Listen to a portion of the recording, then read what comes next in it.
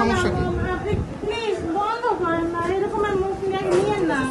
বেশি খেয়ে না তাহলে দুর্বল লাগে।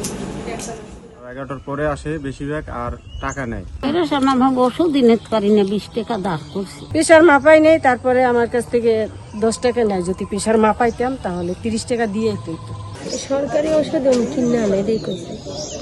এই ওষুধগুলো আমার বাইরে থেকে কিনে আনা লাগে।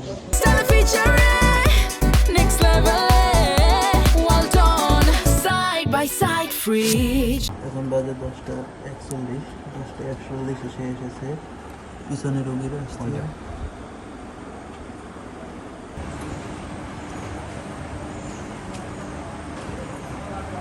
দর্শক, ঘড়ির কাঁটা এখন বাজে 10:41।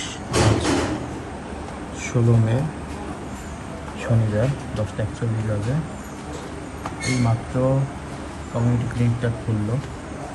সামনে যে কমিউনিটি ক্লিনিকটি রয়েছে সেই কমিউনিটি ক্লিনিকটি এই মাত্র খুলেছে এখানের কর্মকর্তা, এবং তিনি খোলার সাথে সাথেই কিন্তু কয়েকজন রুগী ভেতরে প্রবেশ করছে, এবং বাহিরে আরও রোগী ছিল, তারা অপেক্ষা করে হয়তো বা চলে গিয়েছে।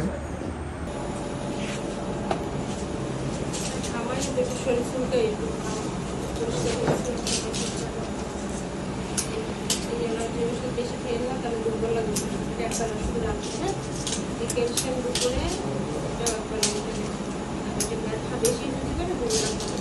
বেশি ইউজ করে আপনাদের ওয়াইফে দেশে স্যালাইন? হ্যাঁ, 11টার পরে আসে বেশিরভাগ, আর টাকা নেয়। আপনার 20 টাকা, 30 টাকা, 50 টাকা করেও নেয়। মানে উনি ওষুধ কি অনুসারে। বললে টাকাটা নেয়? ওই তার বলে জায়গায় খরচা হয়, তারপর আপনার ওই কারেন্ট বিল দেয়, এই বিভিন্ন খরচাপাতি হয়, এই বিলটা নাকি টাকাটা নেয়। আচ্ছা, প্রতিদিন কতজন রোগী আসে?